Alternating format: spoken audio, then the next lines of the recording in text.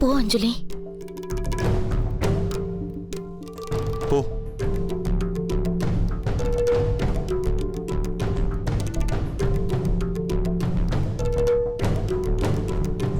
Mummy.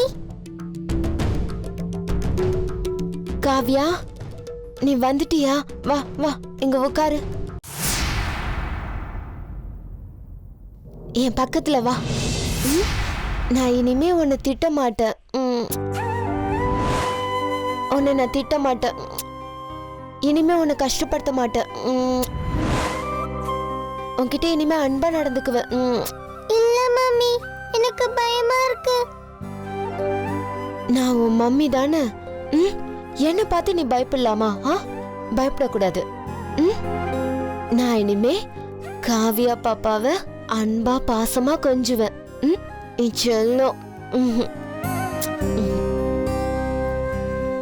பாத்தீங்களா கௌதம், எல்லாத்துக்குமே மனசுதான் காரணம். நான் பிரியா கிட்ட குழந்தைய அன்பா பாத்துக்கணும், கொல்ல நினைக்க கூடாது, ஏன்னா அவ உங்களோட குழந்தைன்னு சொல்லி புரிய வச்சிருக்கேன். அவங்களும் அதை புரிஞ்சுக்கிட்டாங்க. இனிமே பிரியா எப்பவுமே குழந்தைகிட்ட அன்பாதான் நடந்துப்பாங்க.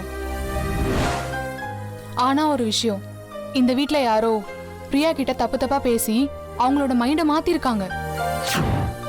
அது யாரா இருந்தாலும் சரி, அவங்கள இனிமே பிரியா கிட்ட சேர விடாதீங்க.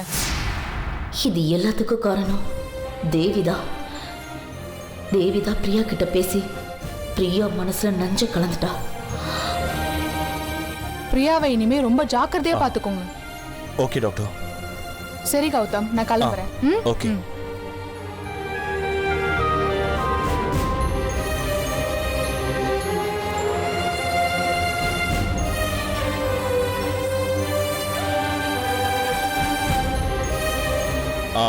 தீபா, ஏதோ முக்கியமான விஷயம் பேசணும்னு சொல்லிட்டு சொன்னீங்களே, என்ன விஷயம்?